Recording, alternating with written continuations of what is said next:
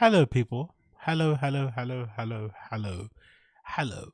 Welcome back to the Random Show. I hope you guys are well wherever you may be watching this live and direct, courtesy of YouTube and all other streaming platforms out there. Not other streaming platforms, but you know what I mean. You know what I mean.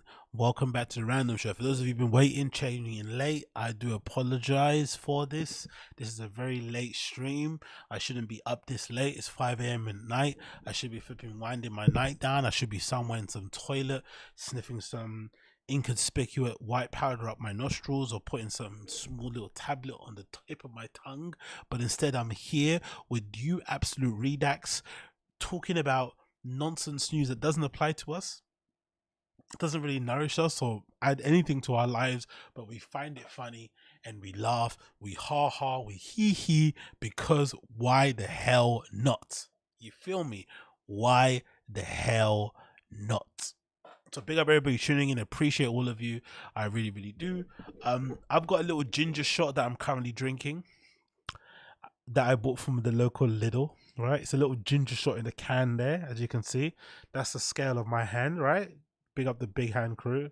Right, as you can see, that's I'm doing like the makeup girls. Right, so you can see there. That's the scale of my hand and the thing. And that's the fucking ginger shot that I'm sipping on. So grab yourself a nice little drink, whatever you have, a booze, water, cum, whatever it is, guzzle on that, and we're gonna get started with the fucking stream.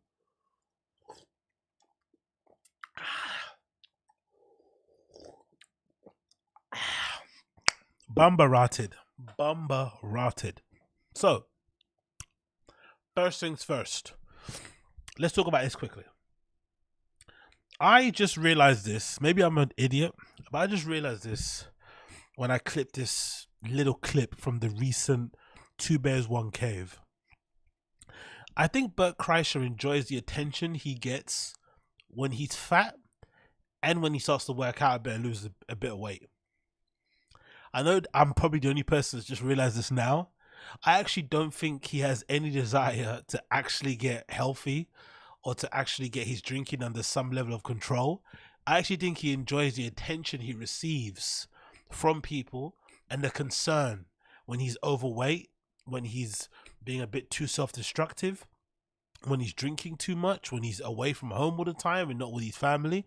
I actually honestly do think he enjoys that attention of people trying to give him less, of people trying to give him come to Jesus moments, people trying to rein him in, give him advice, all this sort of stuff. He enjoys that, but he also doubly enjoys when he dangles that carrot of like, I'm a changed man, I'm working out now, I'm on a diet, I've not been boozing, I haven't been boozing. I think he enjoys it twofold, and this is a clip here that kind of shows it.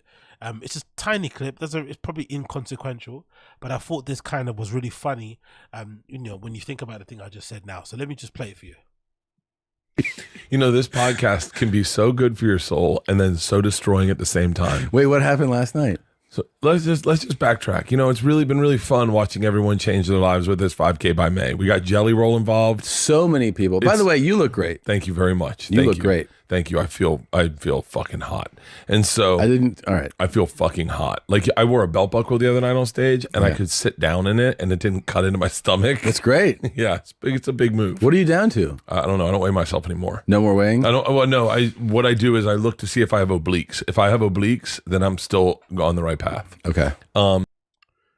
So yeah, maybe it's just me, but I just got the feeling that he really enjoyed that affirmation, that little dopamine he got hit from Tom telling him, "You look really good." He enjoys that, but he also enjoys the fact that people want to give him advice on his drinking and want to try and help him out and try and lead him down the road of sobriety and stuff. He enjoys all of that attention. So maybe this is part of his shtick. It's part of his whole grift in the first place, to make himself like important, to have people care about him and to be the center of attention. It's basically a weird attention seeking thing. But I'm also wondering if this is like a byproduct of people that have addictions anyway. If this is kind of one of those kind of personality traits that addicts maybe have, especially the ones that aren't really aware of their addiction, where it's almost like you always want to be in a constant state of victimhood. Does that make sense? Kind of DSP-ish. a little bit. Like if you're not a victim, if there's something to complain about, if there's not some sort of cause that you're fighting for, then what is the real worth of your life type of thing? Do you know what I mean? So you got that kind of weird mindset going on. Maybe that's how Bert kind of sees himself. Because I was watching the video, I was like, this guy is a real interesting case of somebody who kind of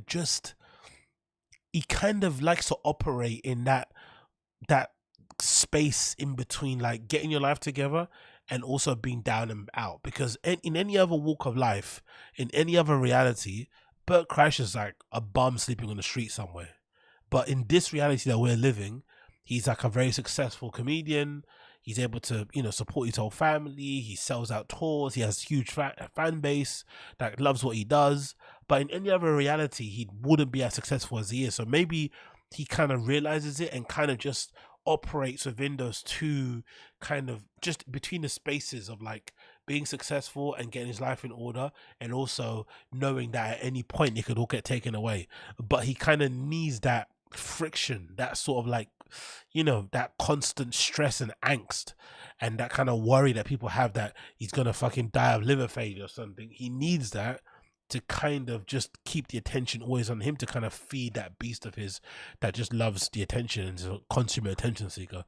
That's kind of what I got from that little clip. Again, I could be reading too much into it, and I could be kind of, making it all up in my head, but that's something that I did from the recent episodes of Two Bears, One Cave, not Your Mum's House, Two Bears, One Cave. Next on the list, let's play this clip. This clip features Bert Kreischer and Tom Segura talking about Joy Coy and his obviously horrendous performance at the Golden Globes. I've heard a lot of comedians talk about Joe Coy's performance at the Golden Globes, and I understand because some of them are friends, and I think Joe Coy has that kind of like, he's quite personable. He seems kind of level-headed. He seems kind of down to earth. He seems like a nice enough guy. So I think people are going out of their way to not say mean stuff because they're actually friends with him and like him. But I'm also surprised at people's reluctance to say he just did a bad job. It's okay. There's nothing wrong with bombing. But I think people are especially podcasters and stand-up comedy people, they're just refusing to acknowledge that Joy Coy just did a bad job because the people in the room didn't laugh. No one else found it funny watching it for the most part, and he's never going to probably do it ever again. That's unanimously, you would think that's obviously a marker of doing a bad job. But for some reason, stand-up comics don't seem to want to admit it. They want to blame everything else outside of just him not doing a good enough job. Yes, maybe he didn't get enough time. Yes, maybe that stage or that platform isn't the best, isn't most conducive for stand-up, especially their types, whatever it may be. But I do think that reluctance to admit that he just did a bad job is maybe a symptom of these guys being a little bit in their own bubble, because they mostly perform for their own fans, or because they perform for comedy fans, let's say. They don't really get a lot of feedback from like regular people who don't really give a fuck about stand-ups. Because I think that sort of room, the Golden Globe, especially with the recent history of Ricky Gervais ripping into people, I think that room in general is kind of already got their backs up when they have a stand-up comic on stage. I think a lot of the room is already kind of apprehensive. They're already maybe going in there not wanting to laugh to kind of make a point. Like, do you know what I mean? So maybe it's not the right place for them.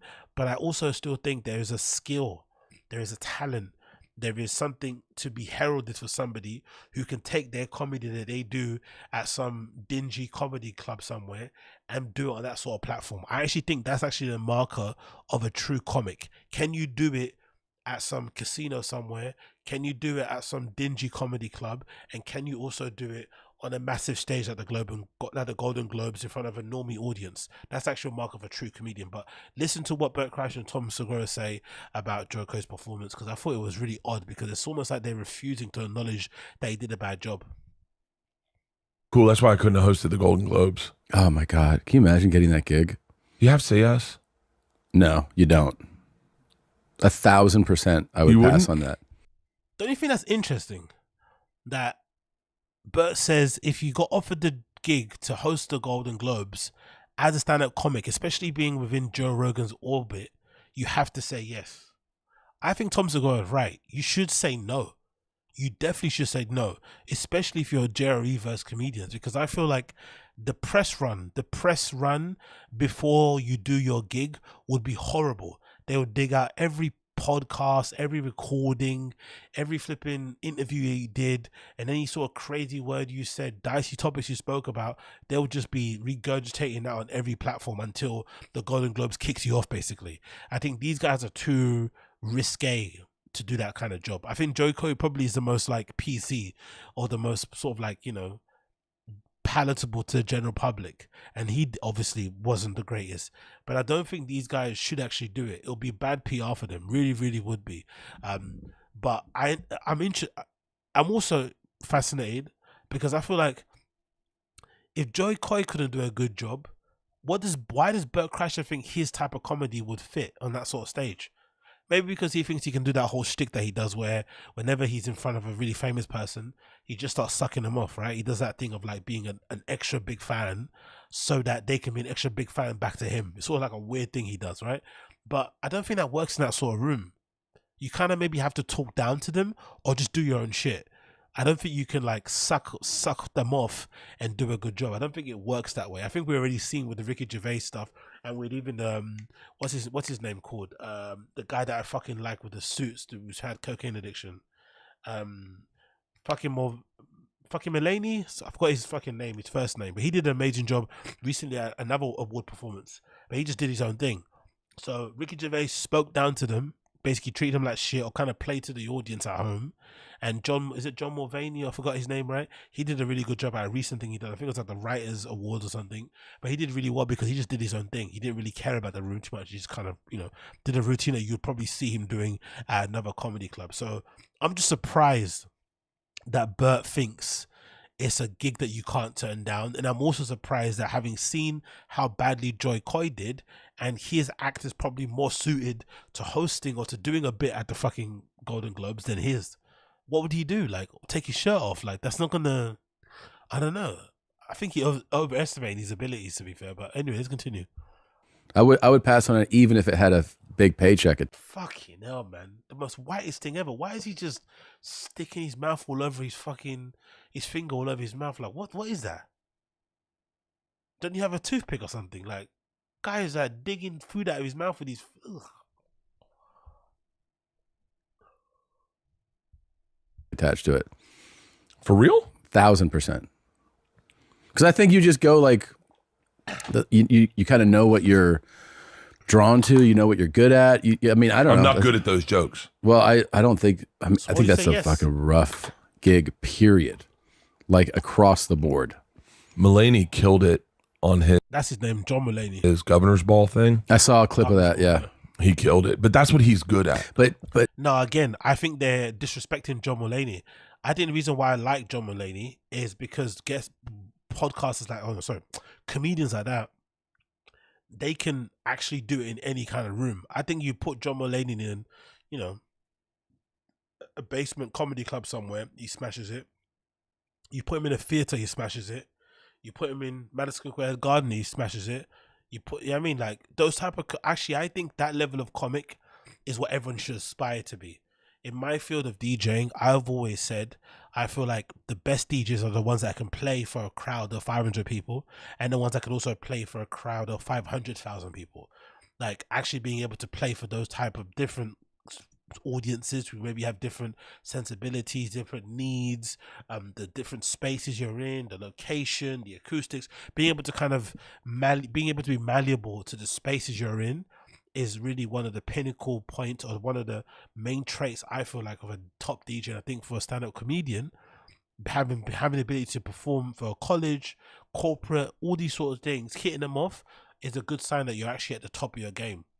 If anything, what these guys do where they just play to their home crowd, i.e. their own fans, isn't really an accurate representation of how funny you actually are, in my personal opinion. I feel like the funniest people are the ones that can make everybody laugh to a certain extent, not the ones that just are playing to their own people. But, you know, I could be wrong. But yeah, like John, he's not just like super talented. He's also like an industry insider. Nah, see, I think Bert's basically kind of sneaked this in. It's not because he's an industry insider or this. No, John Mulaney is just really funny, and he writes good material. He's a really good joke writer also. You know what I mean? Like, you can clearly see someone like a John Mulaney, sorry, he actually sits down and writes his jokes. He comes up with premises, you know, funny observations. Like, you can actually tell he actually cares about the craft of joke writing, you know? Maybe because he's a writer, cool, but he's still writing jokes. These guys don't do anything. No, don't do anything, but nothing to that kind of level. Not just that, I'm saying that he's an actual, like, he's a real writer too. You know what I mean? Like, he's a great comic, but he's written tons of sketches. Like, he was the guy getting hired for those Golden Globes, writing for them for like he's really good at, so like I think that's something. But I'm saying John probably knows, like, oh, this is within my wheelhouse to be like, I can do this well. I would get that offer and be like, no. Who do you think would be the worst to do it? Besides me. Besides me? No, you'd be good. You'd be good because you. This is why I actually went through. You know, I actually thought Joe did a pretty good job. All considering 10 days out. Come on, no, he didn't. Just be honest. If you can't be honest, don't talk about it. But let's not lie and say he did a good job, because he didn't do a good job. He didn't do a good job. Let's not lie. He did not do a good job, and that's perfectly okay. Sometimes you can. I think we have to give the guy props for just doing it.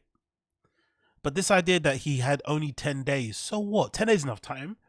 If you're funny, you can do a good job and prepare for that, and actually smash it if you had 5 days, 2 days. It doesn't really matter. I'm sure he didn't. I'm sure he worked hard. I'm sure he spent a lot of time writing those jokes with his team, whatever. It just didn't land on a day. It's okay. Chalk it up as an L and keep it moving. But this rejection from these comics to accept that he did a bad job is very bizarre, because he clearly bombed. Like, we all saw it. Like, it's not a big deal. Yeah, dude, I think that's fucking, like, he should be commended for like, people are just the way, I mean, you know, this is like a world now where everybody just loves to pile on someone if they say something they didn't like. Nah, okay, maybe they're talking more about the Taylor Swift stuff, I guess. Or, you know, people were flipping out over a Barbie joke. Like, are you fucking serious right now? Is this real? Like, I think he did great. I think he did great too. But I was like, I would have done way worse. And I don't think anyone puts that as like, Joe did great compared to, and list 10 comics who couldn't. No, that's not how people watch stuff. You don't watch stuff and think, oh, he did good compared to, no. You watch stuff, was it good or is it bad? What a weird way to like critique stuff, isn't it? He did good compared to this person. Who does that? Who watches stuff like that? You watch stuff and you say, did that person do a good job? Yes or no? And then if they didn't, they did. Like, what a strange way to view things. Not have done it. I would have been up there, first of all, without smiles. That's like, why you would have done good. He was like, he has a big smile. Like, I would have been up there. Serious people would have been like, this guy has mental problems. Like, it's not unlike some of my stand-up shows where I feel the audience go like, what's going on right now? And no, but that's why you would have been good. That's why you would have been good, because I thought of it. I was like, you would have played to the audience at home. Maybe you would have just played to them. Yeah. And because that's the hiccup, I think, in that is that Joe at a certain point was trying to get the room on his side, and the audience at home was already, they're like, I don't give a, that's why Ricky Gervais did so well. He's hands down the best. Because he goes, I don't give a fuck about this room. I'm playing to you and your couch. No, I think Joe Coy messed up when he acknowledged he was messing up. That bit in the special, or that bit in his segment where he was like, I only had 10 days. This is the best you're going to get type of thing, right? I think when he started acknowledging he was bombing, that's when he fucked up. You should have just powered through. And I think it wouldn't have been that bad. And also, it kind of felt like there was a part where he was like almost trying to suck up to the crowd a little bit. It almost felt like he wanted to dunk on, like, I think what happened to Joe Coy, I think my opinion is this. I think when he went there, he probably went there wanting to be spicy. But then when he got in the room, and you're surrounded by actual stars. So I think a lot of these guys, again, this is something that I've always said. I've always thought this, right? I think a lot of especially the LA comedians, they have a lot of secret desires. Maybe Bert is the reason why I like Bert, because I think, Bert's insufferable and he's super annoying. I feel like Bert is really honest in that he's always wanted to be famous. He's a fame whore. He's an attention seeker. He just always wanted to be famous in every manner of the world, in every manner of the word you want to call famous. But he also not want to be limited only by stand-up comedy. He wants to be world famous, right? I feel like a lot of these stand-up comics are afraid of saying it, but they obviously do want to be famous. They want to be actors and shit. So I feel like Joy Coy, when he went there, he had the intention of being a bit spicy, of letting them have it. But then when you got in the room and you were surrounded by legit stars, he was looking around. He was like, "Fuck!" And maybe Joy Coy is he's also a movie buff. Imagine he's a movie buff. He's a TV series guy. He's seeing all these people that he watches weekly, who he's inspired by, movies wise, directors, actors. He's like, "Holy shit!" And then he kind of got a bit starstruck, and then he started to like, he didn't even want to say the spicy things you actually wanted to say. I think that's what happened. I think he got caught between like trying to be funny and also trying to not offend people in there that he obviously looked up to. And then, you know what I mean? And then obviously acknowledging the bomb was obviously horrible, especially on that kind of stage. She should have powered through it. But I think that's what happened. I think he was talking the big talk before he went there, but when he was in the room and he actually saw Taylor Swift, he was like, "Oops." Yeah. And that's what worked well.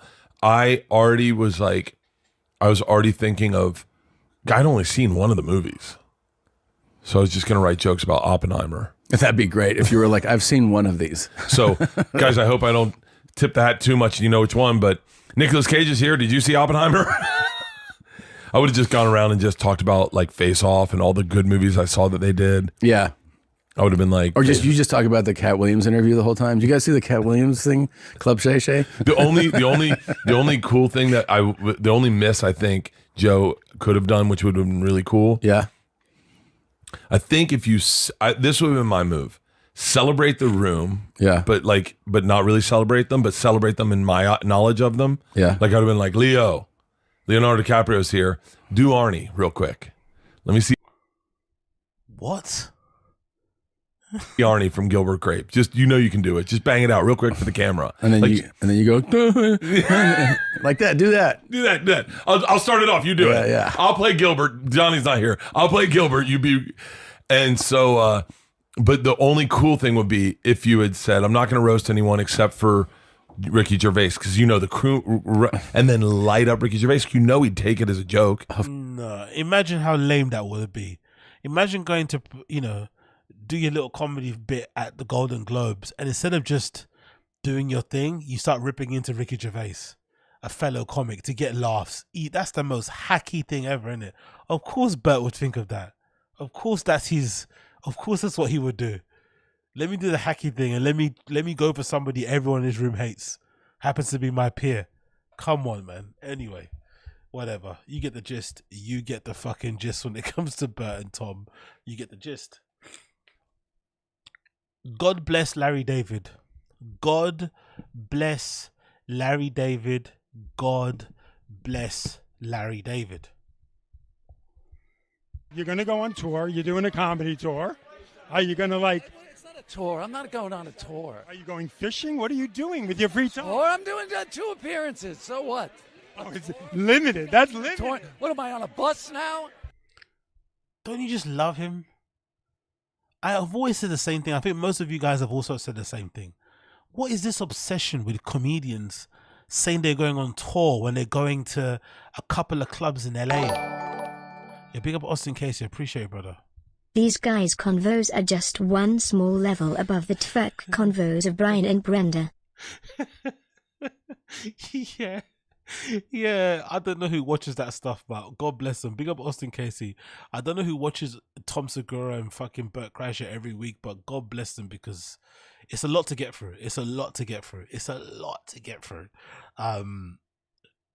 Because it's pretty obvious that Tom doesn't really like Bert, isn't it? Like, it's pretty obvious, because Bert is basically old Tom, from the fatness to the weird insecurities to the franticness and stuff, right? Like, he probably looks at him and is like, not even pit. I don't know what it is, but yeah, strange pod. Big up Austin Casey, appreciate you. I've always found it odd that comedians like to make their pit stops at certain clubs sound a lot more grandiose than what they actually are by calling them a tour, because I feel like it actually devalues the name of a tour, the weight, the prestige of going on a tour. Because part of going on a tour as an artist, whether you're a comedian, a DJ, a singer, or whatever, was that it was almost like a validation or an indication of where you were in your journey. You go from doing open mics to doing, you know, little shows somewhere, and then suddenly now you're going on tour because you have fans outside of where you live. Big up NJ Ranger. Ricky Gervais and Stephen Merchant made The Office. What about Bert? Bert made what's that show on Netflix? The Cabin. Bert made The Cabin. The Machine. Did he invent Tito's, or is that already existed? Okay, he didn't invent Tito's. He invented taking off your t-shirt as a comedian. Yeah, he invented taking off your t-shirt.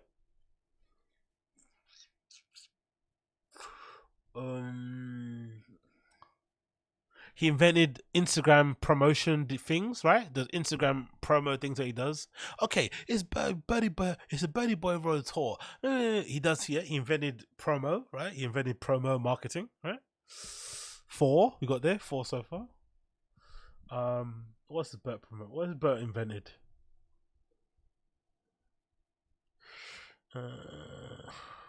Oh, he invented laughing on a podcast and going viral from it. Is that kind of marketing? Yeah, he's done quite a bit. NJ Ranger, he's done quite a bit. Watch your fucking mouth when it comes to Bert Kreischer. Bert Kreischer's here. Ricky Gervais is here.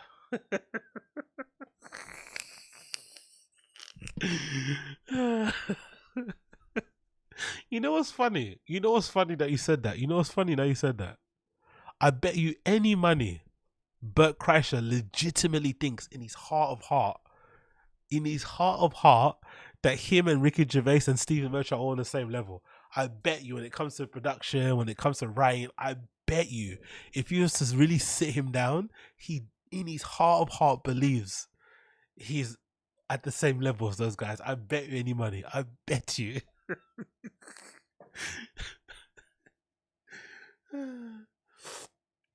I just love the fact that he stopped talking about the Machine movie.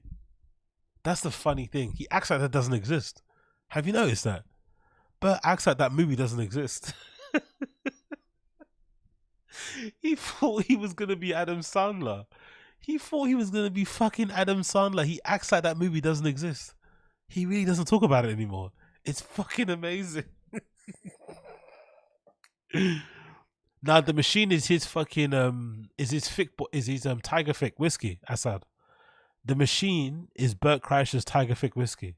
That's what it is. It doesn't exist anymore. What movie? Me? Movie? I know what you're talking about. Which is actually lamer, I feel like, because I feel like if you do something for the love, it shouldn't matter if somebody didn't. You know what I mean? Like, because you waited just to put out a movie. Like, oh my God, I've always loved movies. I've always wanted to direct my own. I grew up on comedy movies. Like, you just wanted to put something out. So you just can keep pushing and promoting it. The fact that he's not promoting it anymore is actually way more lamer, because it shows that he was only really in it for the money and for the fame. He wasn't really in it for the love of making movies, for the love of telling a certain story, you know, making something timeless people could watch back later on, blah, blah, blah. No, he was only in it to be famous, which is a really, think about how insane you'd have to be. Maybe I'm mistaken, but I feel like most movies nowadays, you have to be good in them. No, I feel like most actors nowadays, even someone like a Jacob Elordi and stuff, right? Or even Timothy Chalamet, I don't think they sign up to movies because it's going to make them a bunch of money. I think they sign up to do roles that they know they're going to smash, so that people can think, oh my God, they're really good actors, and then the movie can make more money, you know? So even the biggest Hollywood actors don't think about money first. They think about picking a role or going for roles that they can smash out of the park, so that then the movie can be successful. But Bert Kreischer, the stand-up comedian, who's not an actor, not a trained one anyway, he's looking at it as a way to make money, as a way to become famous. It's like, bro, why not concentrate on actually putting together or writing a good movie, writing a funny movie, and then trying to fill in all the blanks? Maybe that way is possible. But again, What do I know? Anyway, go back to Larry David. Larry David is a fucking G. Thank you for saying what we have all known out loud. I'm going to play it one more time and we're going to move on. You're going to go on tour. You're doing a comedy tour. Are you going to like... It's not a tour. I'm not going on a tour. Are you going fishing? What are you doing with your free time? Or I'm doing 2 appearances. So what? Oh, it's limited. That's limited. Tour. What am I on a bus now? I love it. I love the fact that he said what we were thinking about tours. I really do love it because I feel like, again, it's just unnecessary. Like, you're not going on a tour. Just chill. It's not that deep. It's not that bloody deep. Moving on from that. Maybe this is just me. But, like, don't you find this a bit weird that he said this? Maybe it's just me. But don't you find this a bit weird? Quitting stand-up? I don't think he is. But he said he's going to stop doing it for a while because of everything going on with his family. I understand that, dude, actually, because we get 3 kids, and then he had medical issues with his newborn. I'd shut shit down. Don't you find it odd that he's acting like he doesn't know that Brendan announced he's going to quit comedy? Don't you call your friends? If you saw that on social media and it was going viral or something, wouldn't you want to text your friend and double check what's going on? Maybe jump on the call. Why are you acting like you don't know? Or maybe just on his podcast, play the clip. Hey, why don't you pull the clip of him saying the thing? The false... What's that thing called? The false... ignorance. The false... the purposeful sort of like, oh, I don't know what's going on type of thing is really odd with some people, especially guys like these. Like, yo, your friends, like, why are you acting like you don't know what's going on? Why are you pretending like you didn't see the clip? Why are you pretending like you don't have your phone in your hand? Like, what is this? I don't understand this thing that these guys do. And again, if he's your friend or your coworker, why don't you just shoot him a text and quickly double check, make sure things are okay? Instead of just like, you know, pretending like you don't know, but then speaking like you do. It's just weird. But since that's not happening, I'll be in Chattanooga and Vancouver. But yeah, dude, that's... Hey, if you're making a grip on the podcast, who cares? Again, money. It's about making money.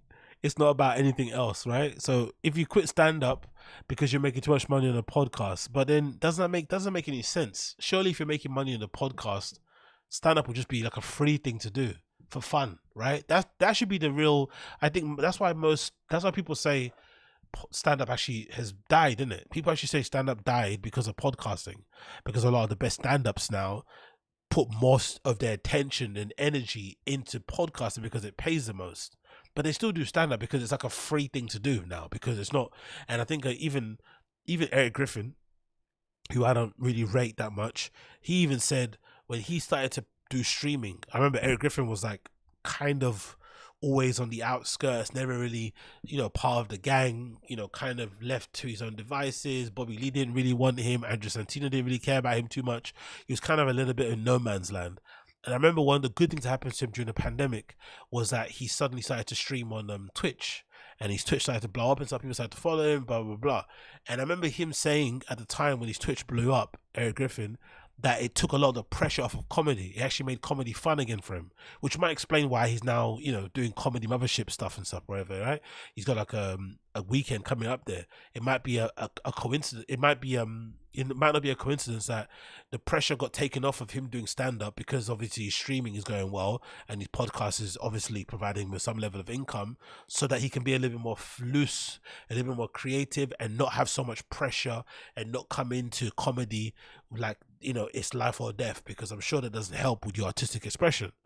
So if Brendan is making loads of money on the pod, surely that wouldn't even impact his ability to stand up anyway, especially if he says, hey, I'm not going to tour the world anymore, I'm just going to do American dates. That would be perfectly fine. But he categorically didn't say that. He gave the impression, and that's the things we have to think about with Brendan stuff, where I believe the quit thing is true, because some people spread the news as he's quitting, and he didn't really correct it.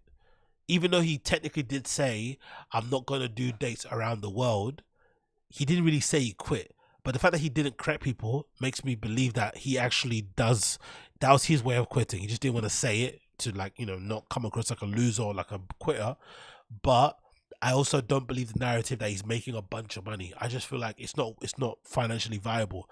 I definitely agree with now Unique's impression that he was just booking his own shows. If that's the case, and he's booking his own shows, and if the TFATK Reddit guys are accurate in their research in finding out that he's sometimes selling 20 tickets for a weekend, it's just not worth it, right? When you account for your gas to travel there, parking, your flights, your food, your accommodation, he's probably not even breaking even. He's probably losing money playing these gigs, especially if he's booking them himself. So I don't blame him for stopping it, because why would you purposely keep burning money? But this idea that he's making so much money from podcasts, that's why he's quitting stand-up, is false, in my opinion. Just do podcasts. You don't have to go anywhere. Maybe I'm jealous. That's the thing, dude. If I made,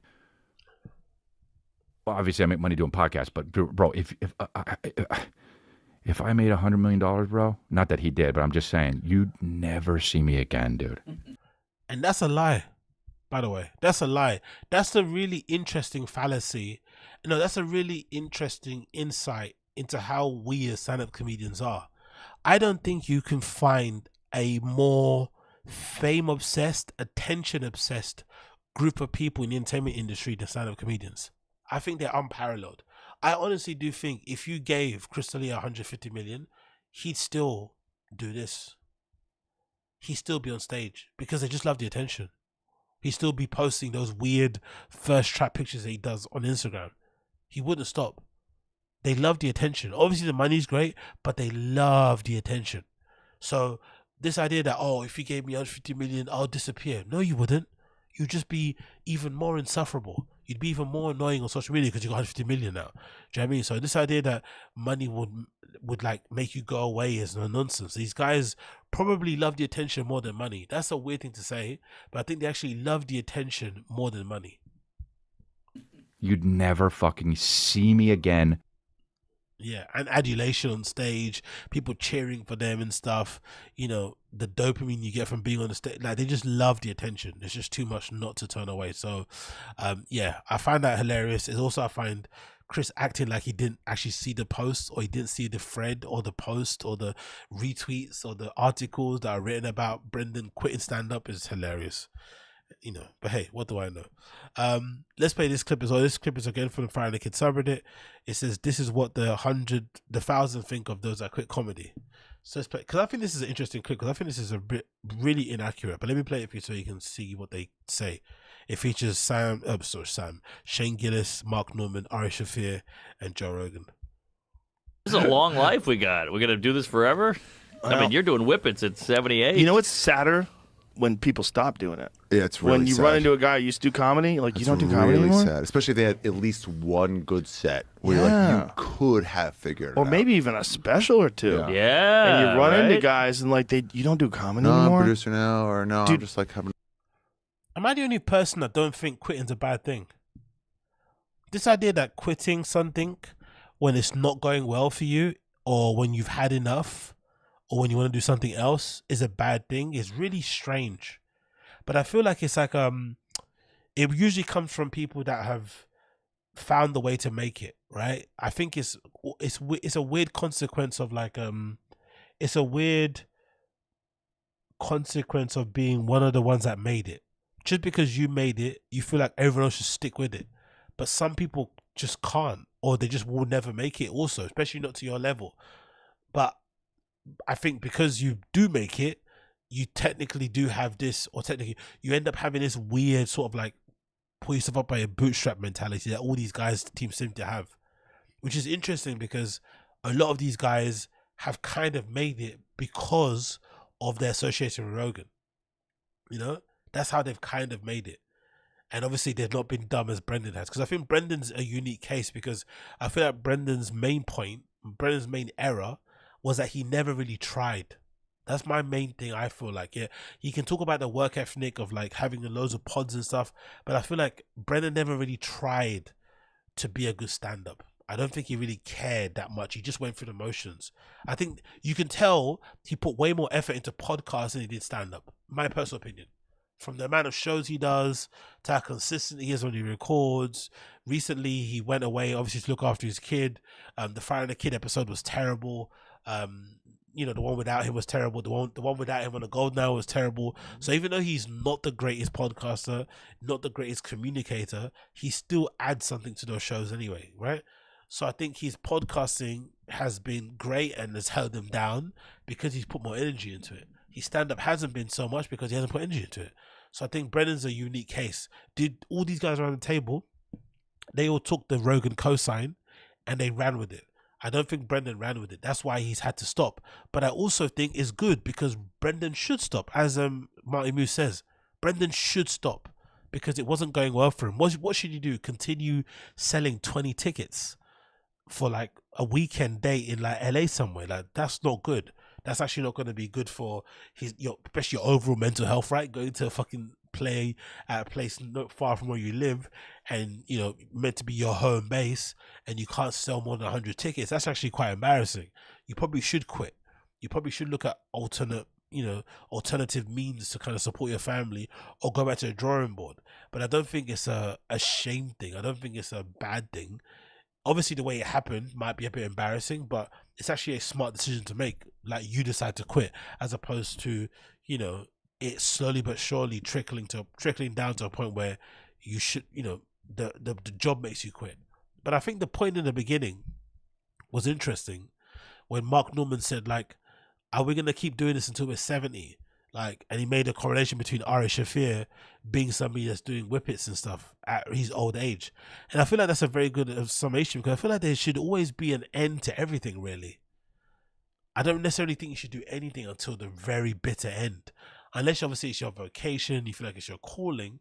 I feel like every era or every kind of thing in your life should have a point where it kind of ends, you move on to other things.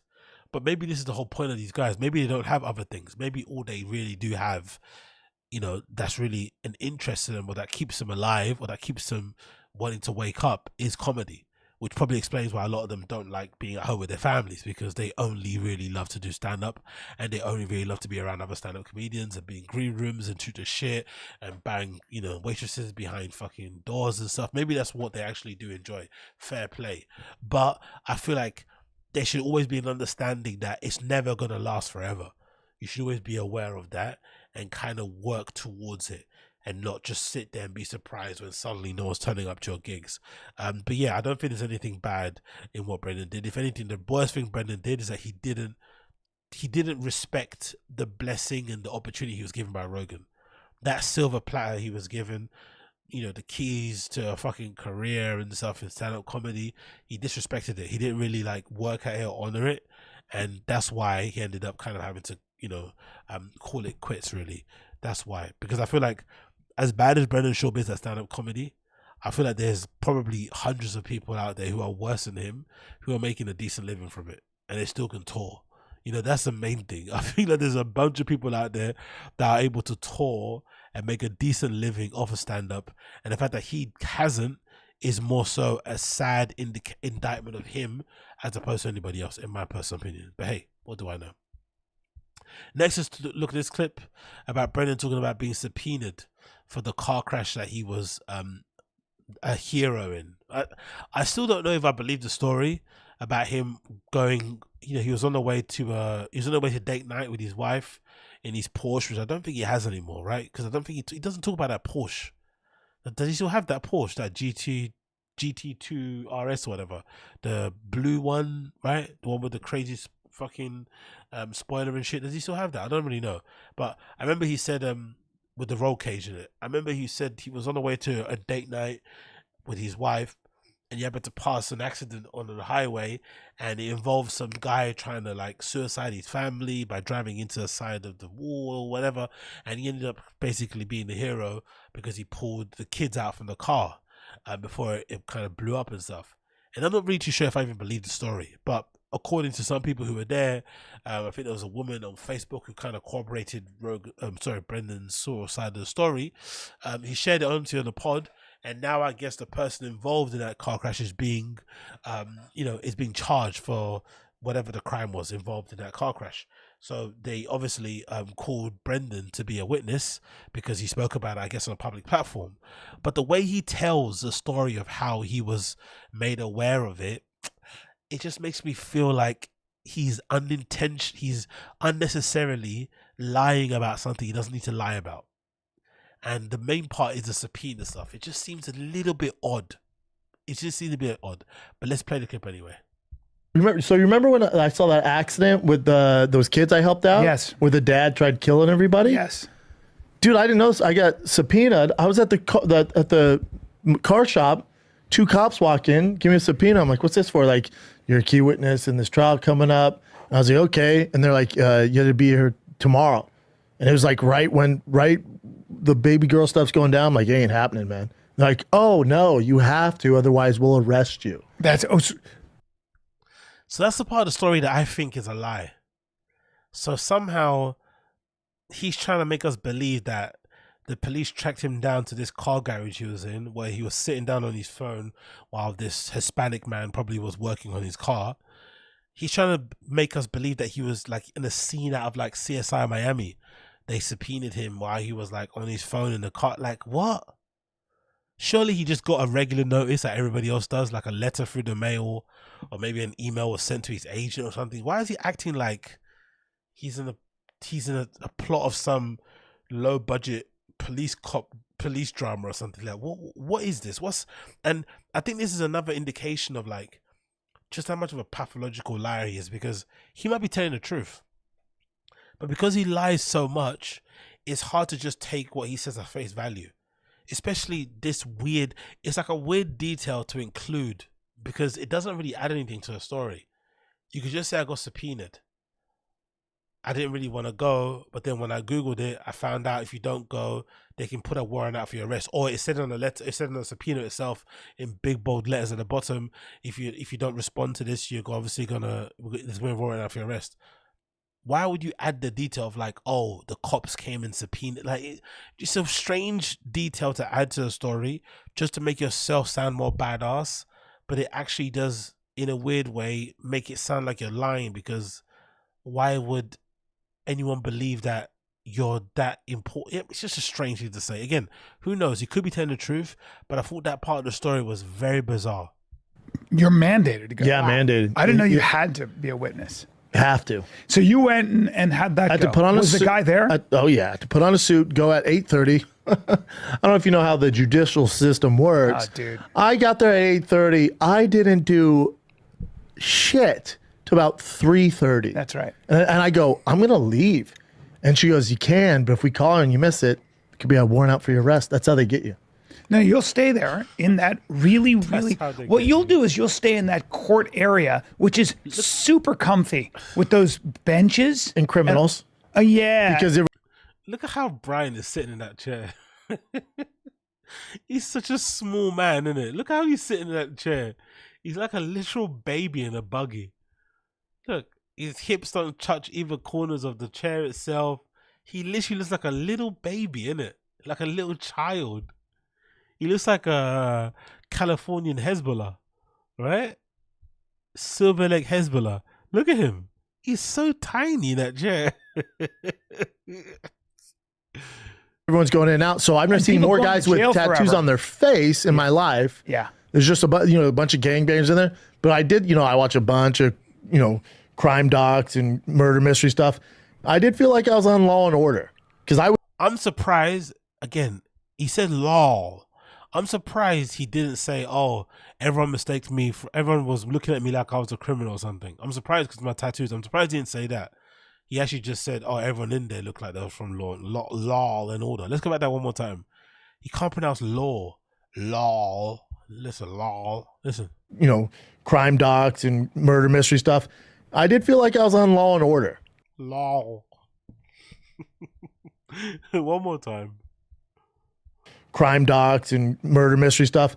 I did feel like I was on Law and Order because I would sit because I was bored, so I'd sit in on all the trials. Yeah. So I loved it. Oh, dude, I loved it all. Oh, wow. I even asked the lady, I'm like, hey, I know I'm not involved with this. Can I sit in there? She's like, I don't see why not. I literally for 9 hours sat through all sorts of. I'm surprised in this whole entire story, no one said they were a big fan. That's the only bit I'm surprised about. No one came up to say, "Oh, big fan." The prosecutor was a big fan. I'm surprised you didn't say that. I'm surprised. Trials. Yeah, and like guilty, not as exciting. guilty, not as guilty. exciting, right? Pretty fun. I dug it. Do you know it is nerve wracking when you get like when it was finally my turn when they call you up and the prosecutor and the defense start questioning you. It's a little you're like, oh yeah, it's a little stressful. Did you? Because you got to have your P's and Q's. And that guy was clearly trying to kill his family. What's he saying? Claiming insanity or something? Yep. Are you allowed to talk about it? I don't know if I am, but he was trying to act like he was insane during the but thing. Be careful about talking about it. It was weird. Yeah, I'll just say that was weird. The judge. Weird. How you can pronounce weird? Where's the A in weird? Weird. Fucking hell, bro. It's actually amazing, isn't it? He's actually the American dream that he was able to make millions from podcasting, and he can barely speak. Weird. Cool. Judge wasn't having it. The judge was not having it. No. Yeah. Do you know what the number one? Fucking hell. I've just seen something. Look at him. He literally dresses like why? Why even bother? If you're Brian Klein, why even bother? The sandals infuriate me so fucking much, man. I kind of want to drive a car into his feet, actually. That's what I want to do. I want to drive a car into his fucking feet. But hey, I can't do that. I really can't. I can't do that, can I? Can I drive something into his feet? Probably can't. But yeah. What can you do? Let's play this clip. Had to light up the judge in the courtroom. Yeah, big up MM. Talman about car crashes. B.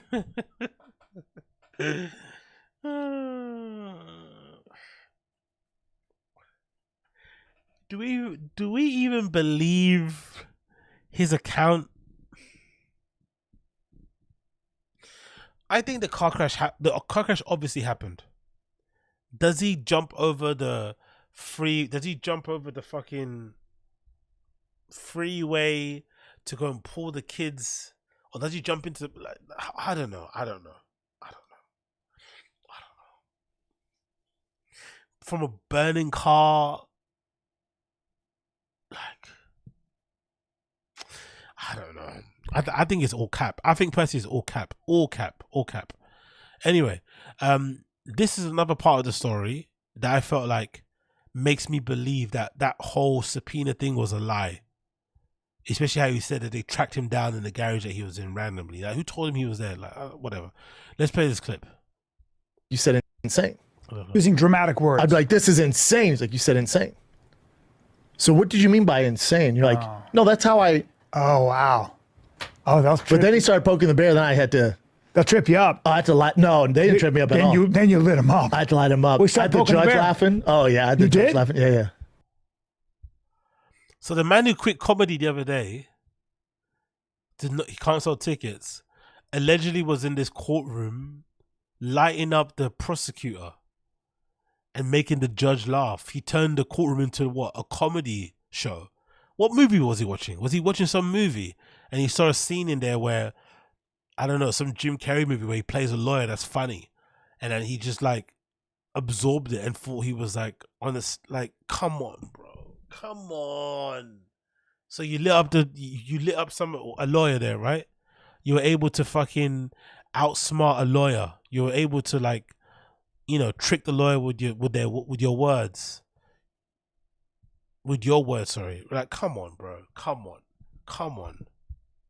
I'll tell you off here about what. Oh man, I can't wait. He's like, you said that's insane. So would you say that's insane? And I was like, it's insane for someone with his athletic ability to try and cross the street. For me, it's not insane. And I'm like, the judge is laughing. Yeah, great joke. That's good. Yeah. That's good. Yeah. Now, What? So they were laughing at you making fun of some guy being fat in the courtroom. Okay. Yeah, sure. Jesus Christ, man. This guy's incredible. Incredible, the things he lies about. It's so unnecessary too. You're already in court. You're already doing a good thing. Allegedly, you did a great thing. You pulled some kids out of a burning car wreck. You saved their lives. You protected them from a very destructive person. Regardless, you were an actual hero in that story. If it's true, you're an actual hero. You're doing a great thing by going to provide evidence, by being a witness in this court case, because eventually part of your, testimony or your evidence will maybe result in this person going to prison and not being able to cause any more harm to the people he tried to cause harm to on that fateful day. You did a good thing. But then adding all these unnecessary lies to it, it's just like, why? Why do this? Why? There's no need to do this. If you actually did what you said you did, why are you adding all this other little, sprinkles of shit on here? Like, it's just unnecessary. And again, it's just more proof that the guy's a pathological liar, basically, in general. I mean, that's where the pathological liar comes in, because regular normal people don't just unnecessarily sprinkle that kind of shit on those type of stories. There's no need. But hey, what do I know? What do I know? So another clip here. It says Brendan, turns out it's stress, not Zemp. So Brendan's now refusing. Oh, big up Assad. Your Honor, this witness clearly has CTE. Exactly, yeah. You got that Chandler Jones CTE, innit? He thinks a text reminder to go to court is the same as some police officer coming and handing him a paper version of a subpoena. That's probably what happened, He probably got a text alert or an email from his agent forwarding the subpoena via a PDF, but then he told the story like 2 police officers pulled up to some random garage he was at, right, and gave him and it's like, come on, man. This nigga thinks he's in FBI, man. Like, he thinks he's in the wire. Like, what? Okay, cool. Anyway, next. Brendan says it's not Ozempic. He's just got stress. He's just not. Again, the lies. Like, who cares if you're on Ozempic? Really? Who gives a fuck? Who really gives a fuck if you're on Ozempic? If you need a bit of help to lose some weight, it's all well and good. Especially someone like him who's busy, got loads of things going on. If you actually can't train, you can't whatever. You can't be trusted to diet properly. Taking Ozempic has actually worked for some people, so I don't blame him for doing it. But the refusal to admit he's on Ozempic is so odd, so strange, because he's clearly been on it. The way Brendan's weight has decreased so rapidly over time, and how he looks and shit, it's quite clear that he's on it, but he doesn't want to admit it. So let's play the clip. Just like, no, I saw you in line at the supermarket, and I was like, I think that's my friend Brennan's shop. Yeah, I like people are like, oh, Brennan's on Ozempic. No, it's stress. Look at that fake laugh. Look at that Brian Callen fake laugh. He's on it as well. Why are you laughing at that for? Look at that Brian fake laugh. But again, I can't blame him because he knows where his bread's buttered. One thing about Brian, he's gonna make sure Brendan's always the, what did Brendan say? The bull of the dance, right? He's gonna always make sure Brendan's the bull of the dance. He's gonna always suck up to Brendan to make sure, he knows, hey, I've got your back. Because that's the most fakest laugh ever, really and truly. Super, super fake. Ozempic. Yeah. No. That's a stressful time. Yeah. I feel like we're not in the belly of the beast anymore. Yeah. I mean, yeah. That's for now. You effing hope so. For now. Hope so. 2024 has kicked me right in the tits, dude. It's kicked you right in the tits. Lost my truck. Baby girl issues. Yep. Imagine talking about 2024 starting off badly, and then the first thing you mention is your truck that you flipped. The truck that you flipped that's now been written off, right? Imagine that's the first thing you think about, your truck, not the health of your baby. Usually when people go through health scares with their kids, it usually makes them kind of like zoning on what matters. It's usually like a wake up call for loads of things, right? Oh my God, I want to be there for my baby. I want to make sure that I'm not a drunk. I want to make sure that, nah, let's just talk about the car. The car is the most thing that really troubled me. Exactly, Koyla. What about Georgie? Exactly. No mention of the people you like. Nah, the thing that actually is affecting me the most to keep me up at night is the car I flipped. Let's talk about my daughter. It's like, come on, bro. Luckily, the kid wasn't in there, I don't think, at the time, but it's like, God damn. But truck, by the way, but hold on. The truck isn't even in the same conversation. Oh no, right? No, I'm just talking about. No, I'm just talking about bad luck. Right, right. I'm just saying, who gives a fuck about your truck? Who gives a fuck about anything else? Look at Brendan's face. He's just realizing how redacted he sounded by mentioning the truck first before his fucking daughter that literally had to have an operation in the hospital. You know, and she's not even 6 months old. It's like, come on, man. He's realizing how dumb it sounded, isn't it?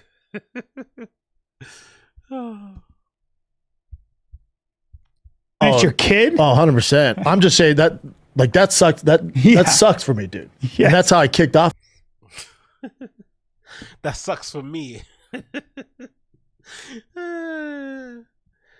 you think he's not enjoying not getting any attention at home because the baby's still probably getting doted after and looked and kind of paid more attention to?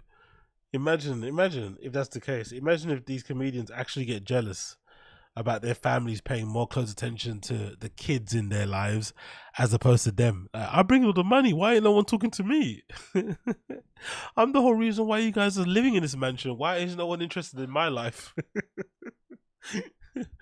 Absolutely redacted, but yeah, I'm glad the baby's okay. That's obviously the main thing. But again, this Ozempic refusal to admit he's on Ozempic is interesting because I think he'll end up being similar to that kind of, what was that Just for Men shit. Remember when Brendan kept lying that he's not using Just for Men, not dyeing his beard and shit, and then eventually the naysayers on Reddit and on Instagram, on Twitter and stuff got a bit too loud, and then he finally admitted it. Yeah, I mean, it's like, come on, bro. Everyone knew what you were on. It's not that big of a deal. Again, it's just the lies are just unnecessary. But hey, what do I know? What do I know? So, talking about the title of the show, TFATK Kinda Live. TFATK did do a live show on YouTube recently. I'm sure it's just a way to them to kind of, you know, boost up the view numbers. Maybe there's a renegotiation for a podcast or happening. I'm not really too sure. But it seems like they're jumping on the live streaming of YouTube in order to kind of bolster the numbers and maybe to get a new audience, who knows. But it actually wasn't live. It was like a pre-recorded thing, which a lot of podcasters and streamers do, don't get me wrong, where you just basically play a video, but then have it playing like it's live, but it's not really live. And obviously, you know, whatever, so it's not a premiere. And he announced it, Brendan, on his Instagram, and it's really interesting video. Big up NJ Ranger. Dog, this legit happened with Krilda. He scheduled his elective surgery for his wife's due date for twins. No way. No way did that happen. No way did that happen. Oh my God. You gotta love Crowder scheduling his surgery.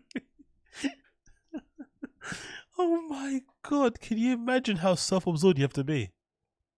Can you imagine how self-absorbed and how egomaniacal you have to be to schedule your elective surgery for the same day your wife is giving birth to fucking twins, on the due date of you know your twins being born? Can you imagine how insane you have to be as a guy to do that? Jesus Christ, bro. But anyway, big up NJ Ranger. Let's move on to, so this is a clip of Brendan announcing the TFATK live show. Interesting because he looks so dead behind the eyes, man. That kind of announcement of like removing the fucking show, not doing stand up anymore, I think has zapped all the flipping vive or joie de vivre from Brendan's face, because he looks like a shell of a man now, shell of his former self. It's actually sad to see, I'm not gonna lie. Hello, friends. Fighter and the Kid is going to be live today at 9 a.m. Pacific. What's happening here? Why isn't it playing properly? Let's maybe put down the thing. 628. Well, hello, friends. Fighter and the Kid is going to be live today at 9 a.m. Pacific on Fighter and the Kid YouTube for the first time ever in 12 years. We will also have a special announcement regarding the future of Fighter and the Kid. So make sure you tune in at 9 a.m. Pacific on Fighter and the Kid YouTube today. We're switching up like a UFC 299 fight announcement. Doesn't he look a little bit dead behind the eyes? Like, he looks kind of sad. But I'll be sad too if my mustache was not even. I still can't understand why it's so uneven, you know? And it always seems to be that side, the right hand side of his face. He doesn't seem to be able to line up the same length as the left. And I don't get it. I really don't. Big up Wingus. Question mark. Oh, babe, you forgot your... Well, you didn't put a question in there, my friend. But big up Wingus McDingus. Appreciate it, brother. What do you think? Brown saying, not dead behind the eyes, just Botox. Botox. That's hilarious. He's not dead, it's just the Botox talking. Okay, but get your son. He just looks 9 a.m. live. The constant, that eyebrow not going down the whole entire time was odd, but just a refusal to line up the mustache in any meaningful way is so weird to me. It really is weird. It honestly is weird. And it's even weirder now when you see the screen grab when it ends. He only notices after, allegedly, according to the caption. Live, Fighter the Kid. According to the caption, Brendan Schaub said, P.S. I just realized how crooked my mustache is after doing this video, so that's cool. So he never noticed before that his mustache was flipping uneven. Only now is what he's noticed it. Only now. Jesus Christos, man. Honestly, I really do wonder with this guy. But yeah, the main takeaway on this is just how dead in the eye he looks, man. Dead in the behind the eyes he looks anyway. This whole fucking quitting stand-up comedy thing hasn't, sat with his soul too well. But again, like I said, I think it's for the best. Next we got this Wingus McDingus. Sorry, I tried to type out my message as emotes. What I was trying to say was, bean cheese, bean cheese, bean cheese, bean cheese, bean cheese, bean cheese, bean cheese, bean cheese. Boom. Bean cheese gang. Bean cheese fucking gang. Bean cheese fucking gang. Big up Wingus McDingus. Bang your fucking chest wherever you may be. Bang your chest. So, moving on from that one. Moving on. Yeah. Oh, wow. I'm seeing red kid. Where are you getting the fucking red kidney beans emojis from? That's fucking cool. I love that. Red kidney.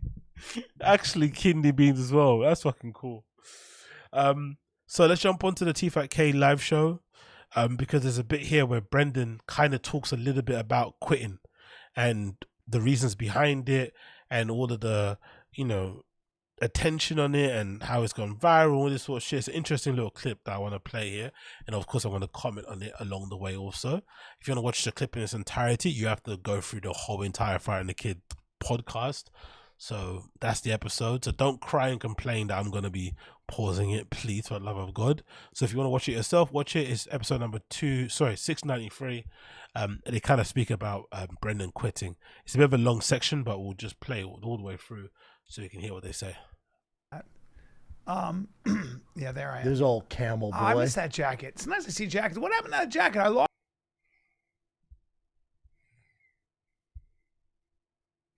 Come on, play. Lost it. You were cute in that. Yeah, that's a Vince jacket, man. What happened to my jacket? Oh, remember we used to go to Vince all the time off of Abbott Kinney. Abbott Kinney. Are they there anymore? Well, when we had the robbed? Abbott Kinney Fight Club, which we can't talk about. First rule of Fight Club. Yeah, and a lot of people don't know that we used to have the Abbott Kinney Fight Club, and people thought it was just a coffee club. What it really was we used to meet, and we used to fight. There was a room, and we would actually fight. It'd be me and Brian versus Will Sasso, and we'd beat the shit out of him. Yeah, until Will got mad, and then he would tear us. He'd grab us like Bam Bam and go make yourself a pizza burger, M8. We did.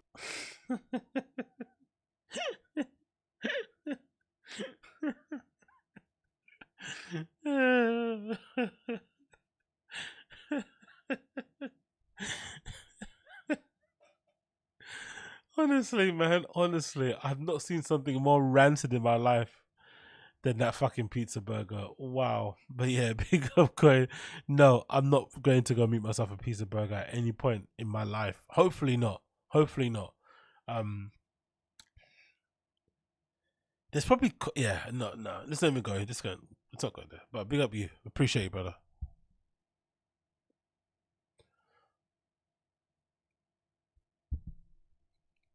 A lot of fighting back then. Look at that, you and your brother. That was when you were fighting. That's right, fight days. Man, that's Wow. old school. I feel like your brother is taller than that. Yeah, I don't know. He looks short there, and his haircut's awful. He's on a lower. Yeah, he plane is. there. So you can see his foot here. Yeah, you're not that Is much that a bigger. celebrity shot? That was when you were fighting. Those were the days, dude. Those were the freaking That was days. when you were miserable training all the time. Yeah. No, you weren't miserable. But I wasn't miserable. That's a heavy word. Now there's a lot of chat on the Oh, yeah, we have an announcement to make. on the intranet. Do you want me to make the announcement? That we're going live today to announce that we're stopping the show. Yeah, so I think it's important right now to say as we're live that we've been doing this for over 12 years. Over 12 years. We've had an amazing and you're run. slowly morphing into a camel. Yep, and we've had an amazing run, and I think everything does come to an end. It does. You know, everything ultimately comes to an end, except for fighting the kid, because we're never stopping this. We're gonna do this until when I'm 70, when I'm 80, and I have to take my dentures and take them out of a glass. You didn't need to blow my ears out like that. You didn't need to blow my ears out like that. But I understand why you're not stopping. This guy has 2 families he's stopped. 2 families he's supporting. Two. Dos. So I don't, why would he want to quit? I understand it. And there's no need to, you can't quit. I mean, you have to keep going. Especially he doesn't have a pod of his own that's as successful as the Fire and the Kid. Even though if he would have started his podcast at the same time that he started hanging out at Rogan, he would probably have a podcast now that by his own account probably matches Fire and the Kid in terms of money he gets. But hey, we are where we are. NJ Ranger, there's no who told me that? There is no live chat, my friend. I think they disabled it or they edited it. Usually, if you do a live stream, I don't know if you guys know if you haven't had a YouTube channel, but usually if you do a live and you edit it, like sometimes I'll play like a copyright bit of music, right? And maybe it will block the video, but then I'll edit it in the fucking YouTube edit thing, whatever, right? The inbuilt thing on the app. If that happens and you clip something, then it technically takes away the chat replay. But sometimes you can disable it after the fact. So maybe Chin manually disabled the chat because of all the stuff people were saying, or they edited something out of the actual video, or maybe the chat's not available because it just finished a stream maybe too recently and it's still processing. Maybe that's the reason. But I don't see a chat replay here. Class on the show. I'm gonna And I have ride. to take I'm gonna diaper ride breaks. you like a desert camel, dude, till the end. You know what? I hope I outlive you because. Oh, you will. You know what I mean? I'm Oh, gonna be yeah. an old. You're gonna see me caressing your dying face, and I'm gonna be like, shouldn't have done so much of all the stuff you did. Just all the stuff. You're just big. Hey, you had a good run. You were big. But and what? Big dogs die early. What a weird. It's weird. I mean, but that's probably that's. No, them, the way you said that's them. The way all- you said it sounded like we were ending. When you It made was that also. announcement, It was also at 6:30 in the morning. I know, but have more animation. Don't be as puffy Nah, in your face. no. You sucked in that. No. You were not good. I even told him. I left him a meme. I was like, hey, dude, be a little more animated. Like, I hated your stupid announcement. And it sounds like you're saying. Brian wanted me to be like, whoa, hey, kid, fire the kid. Well, everybody thinks you quit comedy, and everybody thinks you quit. That. How about that went viral? On Bloody Hell. Them being surprised that Brendan announcing he quit stand-up comedy, even though he would lie about his ticket sales and his tours and whatever, and that he's close associated with Rogan and how he got the deal in the first place is insane. I wonder if it's like a cope. Why are you surprised it went viral? You're one of the most hated stand-up comedians in the history of stand-up comedy. If you quit, of course people are going to pay attention, or they're going to be pontificating about it, talking about it, especially because he didn't clear it up. Now, maybe he didn't clear it up because he wanted to kind of enjoy all the attention and all the outrage and shock kind of views you was getting. That's also understandable. But being surprised that you went viral was a bit odd. Elbow. Well, Brendan they're Schaub the has announced ultimate his trolls. retirement. They do. They're they do? just trolls. Okay. I don't mind them, but they take do. you take They a do little anything. Yeah, I'm not quitting. I'm not going to Toronto. I'm not going to the East Coast. So now Brendan's saying he's not quitting. So he's quitting but not quitting. He's just not going to do shows outside of LA. But he still hasn't got any shows listed. So he's not getting booked in LA and he's not doing any shows outside of LA. So what does that mean? Aren't you quitting? Coast.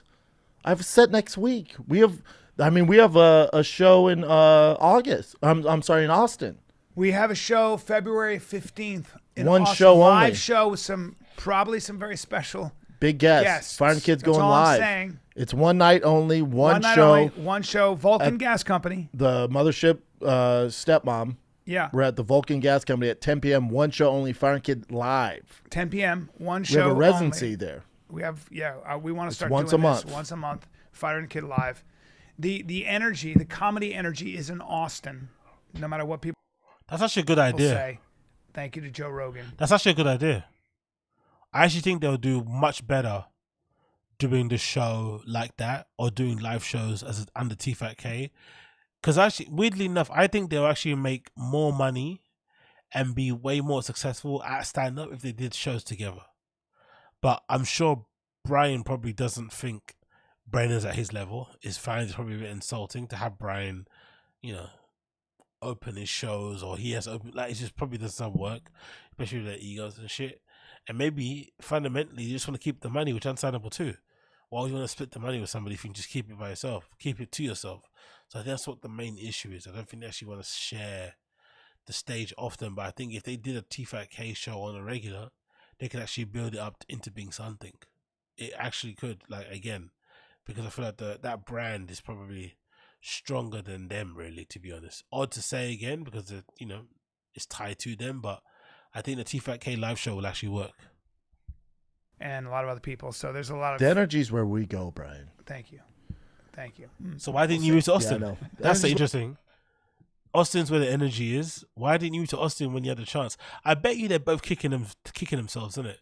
Because I feel like if Brendan would have moved to Austin when Rogan went and just slipped in there, he probably would have been able to slip in on the Comedy Mothership and got in just as a favour team. But because he's so far away, out of sight, out of mind, I think Rogan's able to like create more distance in between, do certain things so that he's not, constantly around. But come on, man. Come on. It's a little low right now, but Well, you're couple- older, so I'll take couple it. of old guys. Yeah. Getting But old. the quitting I don't even see how that makes the rounds. Because if you listen to the pot, Chin was there. Chin, did you ever hear me say I quit comedy? No. I said I'm taking a break. I'm juggling too many things and the road beats. When he says a break, though, it's 5 years. And plus your daughter. I mean, like, what do you expect? How is your daughter doing? Look at Chin. He knows that his bread's buttered too. Chin knows that his bread's butters. Where's that girl gone? Where's that girl? Where's the girl? Where's Shiraz? I forgot her name. Where's she gone? Why is it only Chin by himself? Is she off sick? Are they downsizing? Did she get good douche like George? Where's the girl gone? Where's that girl? Where's that young lady? Free Shiraz. Or Sanaz. I think her name is Sanaz. My bad. I think it's Sanaz, if I'm not mistaken. She's doing better. Finally sleeping. She can breathe better. Still not a hundo, so she's a little fighter though. She'll get there, but way better. Way better. He called his baby fat. Is he said fatter? The one that was ill, the one that had to go under the knife, emergency surgery. Did he just call his baby fat? Better. Still not a hundo, so she's a little fighter though. She'll get there, but way better. He said little fighter. Okay, I take that back. He said little fighter. Better. You can tell she's happy. That was a lot more touch and go than we let on. Oh man, it was a lot more touch and go than anybody. That was tough. Because it's hard to talk about that stuff, or even like you don't want to say anything. But it was bad. No, you never know what's gonna happen. People kept asking me how it's like, and I was like, it's not good. you know. That was a tough Which time. ain't good. When you call me and you say, I'm in the hospital again because my child's having trouble breathing or can't breathe. Yeah, that was dicey, and they couldn't figure it out. Yeah. But no, as far as the stand-up and all this stuff goes, I just juggle a million things, and the road just, you know, you got to. So, I mean, you understand this, and a lot of the viewers understand this. But when you're doing stand-up, like you're doing sets at night during the week, Monday through Wednesday, and then you're on tour Thursday, Friday, Saturday, then you're home Sunday. Yeah. What's the problem with that though? Didn't they all used to suck themselves off about the schedule? How perfect it was. Go home on a Sunday with your family, go on the road and to do the like local spots, going on tour on the Saturday. There's nothing wrong with that. Didn't these guys used to always talk about that being the dream setup? They used to all kind of pine for the days that they could sell tickets and they could be on the road and they could be these bandits, you know, these kind of rebels without cause and shit. And all of a sudden, those same things that he was, you know, these people were lauding as great, supposedly they're the worst thing ever. Like, you can't, like, what? I just can't. I can't do that schedule with everything I have going on. Well, I can't. more, and then also, hold on, B. What do you have going on though?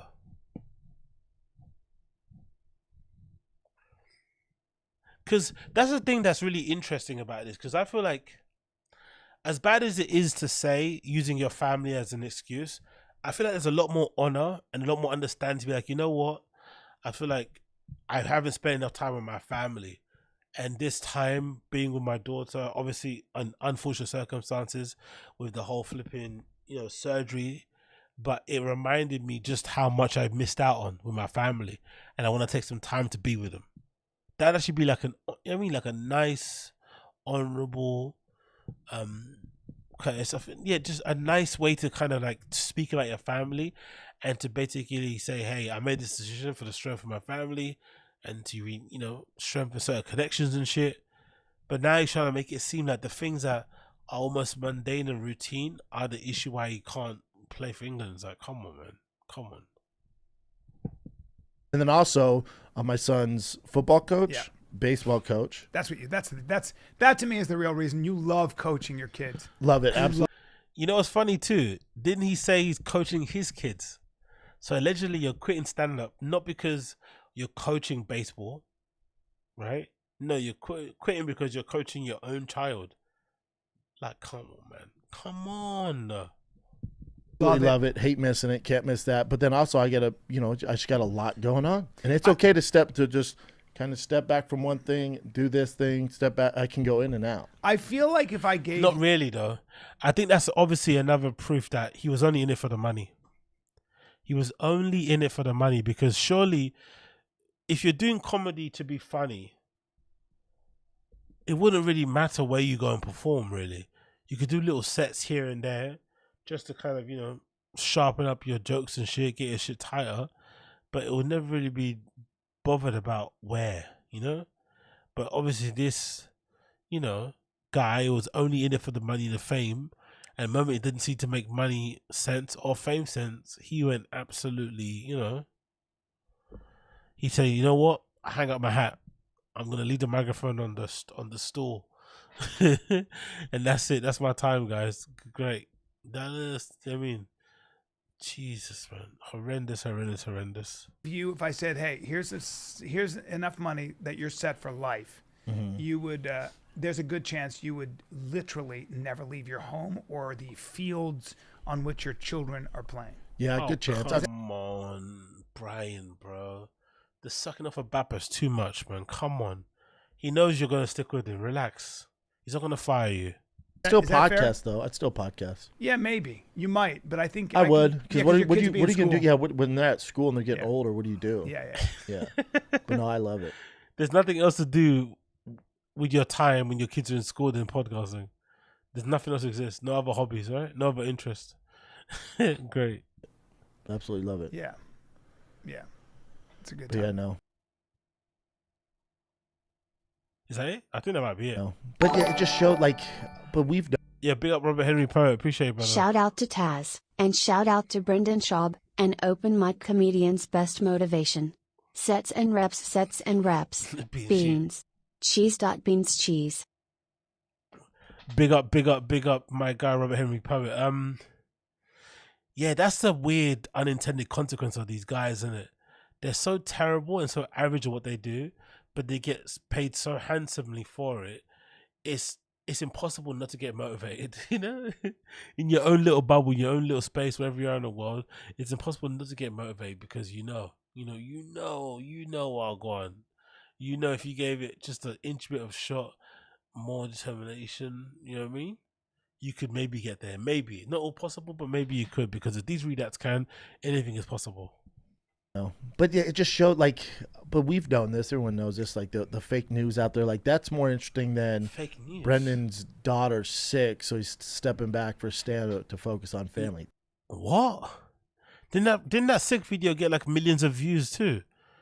Now he's upset that he's. Oh, this guy's astonishing. That's not a headline. No, that doesn't get clicks. No, but they got a business to run, so they got to do their thing. Yeah. There's just so much fake So news. why are you mentioning it then? If they got business to run, why are you mentioning it? Like it's all in left, right, entertainment. Like that stuff is clickbaity. I was It's talking the to YouTube thumbnails. I did for God's sakes. a podcast with Peter Zion, and he said that on his Twitter. Okay, we don't care about Peter Zion. We don't care about Brian Callen. But I find that exchange between them very, very interesting and weird, as Brendan said, weird. Brendan is obviously stressing that he hasn't quit. He's just taking a break. He's taking a step back. But unfortunately, the nature of comedy is, with it being year in, year out, he'll probably be forgotten about in the gaming space very quickly anyway. So we'll never need you to worry about that. But I don't know. I find the whole reasoning behind the quit weird because he's changing it now. Like, I don't find the idea of quitting bad. Like I said previously, I think it's perfectly okay for a guy who gets like, you know what, I'm done. Like, it was good while it lasted, but let's move on. Like, it really isn't that bad. But hey, what can you do? What can you do? Anyway, my friends, it is 6:30 here in London. I'm about to jet off. I'll record another half of the show later on when I wake up. But it's a bit too late for me to carry on right now. So I'm going to end the live stream for now. And we're going to continue on the another side when I wake up later on in the day. So if you guys are around Saturday evening or later on this evening, we'll do another half of the show. But thank you for those of you who've tuned in. I do appreciate all of you. There'll also be a Patreon episode dropping as well later on. So check out my Patreon for that. That's coming out. But yeah, appreciate all of you. Yeah, we'll do a chin watch. We'll do a chin watch later. The fuss. We'll definitely do a chin watch. So we'll do a chin watch. Be able to check out all that good stuff with Chin. We'll pick some videos and watch Chin butcher some dish. I don't want to do it, but I'll do it for you guys. So big up everybody for tuning in. Thank you, Griffin. Sizemore, appreciate you. And yeah, I'll see all of you guys again very, very soon. Peace.